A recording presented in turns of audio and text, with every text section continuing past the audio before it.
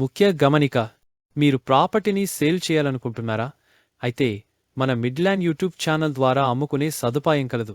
మీ property ఏదైనా సరే మన ఛానల్ ద్వారా అమ్ముకునే సదుపాయం కలదు.